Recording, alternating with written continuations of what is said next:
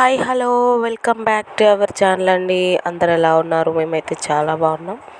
మీరందరూ కూడా బాగుండాలని కోరుకుంటున్నామండి. నేనైతే ఈరోజు సండే స్పెషల్ వచ్చేసి రొయ్యల వేపుడు ఎలా ప్రిపేర్ చేసుకుందామో వచ్చేసేయండి చూద్దాం. అంటే చాలా ఈజీ వేలో బ్యాచిలర్స్ కూడా చేసుకునే విధంలో ప్రిపేర్ చేస్తున్నాను. నేనైతే చెప్పాలంటే నాకు కొత్తేనండి రొయ్యలు ఫ్రై చేయడం. నేను ఒకసారి ట్రై చేద్దాం ఎలా వస్తుందని చెప్పి ట్రై చేశానండి. ముందుగా ఆయిల్ యాడ్ చేసుకోవాలి. సరిపడినంత ఆయిల్ యాడ్ చేసేసుకొని కొంచెం జీలకర్ర, కొంచెం ఆవాలు యాడ్ చేసుకొని మనం ఆనియన్ని చిన్న చిన్న పీసెస్గా కట్ చేసుకొని 1 కప్ ఆనియన్స్ తీసుకోవాలండి. ఇలా చూసారు కదా, ఇలా వేసేసుకున్న తర్వాత ఫ్రై చేసుకుంటూ ఉండాలండి.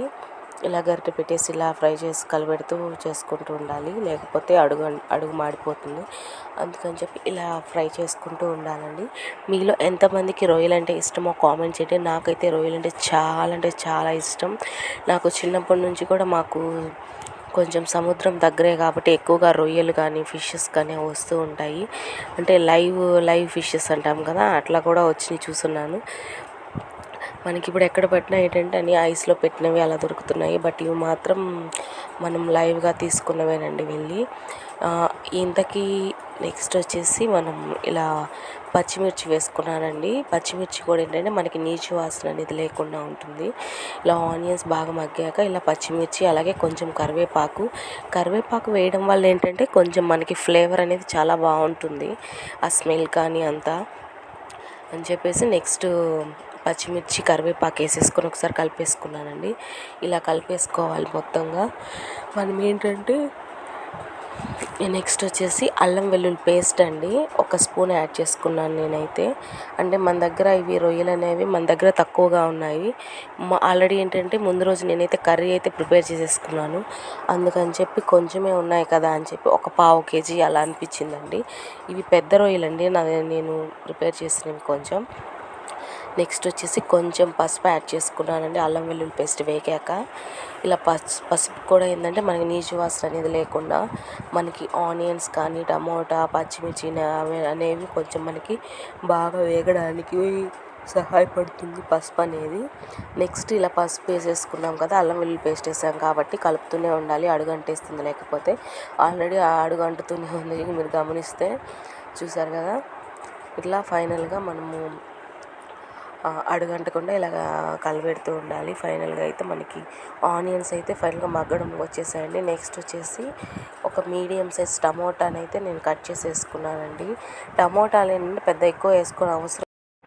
ఇప్పుడైతే టమోటాస్ కూడా యాడ్ చేసేసుకున్నామండి. ఇలా టమోటాస్ యాడ్ చేసేసుకొని ఇలా అయితే కలిపేసుకోవాలి. ఫైనల్గా చూస్తున్నాం కదా, ఇవన్నీ ఏంటంటే మనకి ఆయిల్లోనే మొత్తం టమోటా అంతా మగ్గిపోయే విధంగా చేసుకోవాలండి. మనం ఆల్రెడీ అల్లం వెల్లుల్లి పేస్ట్ అవి యాడ్ చేస్తున్నాం కాబట్టి కొంచెం అడుగైతే అంటుతూ ఉంటుందండి. మనమైతే జాగ్రత్తగా సిమ్లో పెట్టుకొని మనం కుక్ చేసుకుంటూ ఉండాలి. అంటే చాలా ఈజీ వేలో అయిపోయింది. నాకైతే జస్ట్ ఒక 10 మినిట్స్కే కంప్లీట్ అయిపోయింది. 10 ఆర్ 8, 6 మినిట్స్ అలా కంప్లీట్ అయిపోయింది. ఎవరైనా అస్సలు చేయడానికి రాని వాళ్ళకైతే ఇది చాలా యూజ్ అవుతుంది ఈ వీడియో అయితే. ఈ వీడియో కానీ మీకు నచ్చినట్లయితే like and share and subscribe చేయండి ఫ్రెండ్స్. అలాగే ఒక లైక్ చేసి కామెంట్ కూడా చేయండి. ఇలా ఫైనల్గా టమోటాస్ మగ్గిపోయాక ఇలా అయితే నేను రొయ్యలు అయితే యాడ్ చేసేసుకున్నాను. ఈ రొయ్యలు ఏంటో కానీ చూసినప్పుడేమో చాలా పెద్దవి అనిపిస్తాయి. తీరా క్లీనింగ్ ప్రాసెస్ అంతా అయిపోయి మనం మళ్ళీ ఆయిల్లో వేయించుకొని పక్కన పెట్టేసుకుంటాం కదా, కర్రీస్లోకి ఏదైనా వేసుకుందామని. ఆ టైంకి వచ్చి బుజ్జి రొయ్యలు అయిపోతాయి. ఇంకా ఆ లెక్కన ఇంకా చిన్న రొయ్యలు తీసుకుంటే అవి ఇంత నలకలు అయిపోతాయి.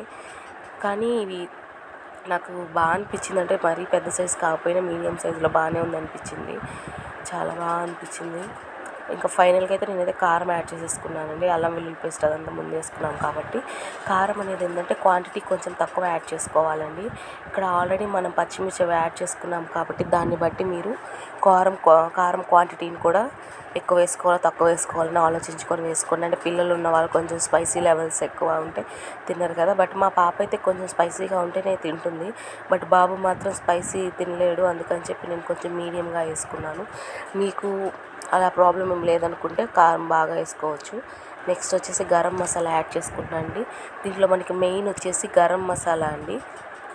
గరం మసాలా అలాగే ధనియా పౌడరు ఫైనల్గా అయితే మనకి దించుకునే టైంకి గరం మసాలా అలాగే ధనియా పౌడర్ వేసేసుకొని ఒకసారి ఇలా కలిపేసుకోవాలండి. మేము చిన్నప్పుడు ఏంటంటే మా నాన్నమ్మ ఇట్లా రొయ్యలు కానీ ఎండ్రకాయలు కానీ చేపలు కానీ అన్నీ ఏంటంటే 1 kg అబోవ్ తీసుకొని కుక్ చేసేవాళ్ళండి.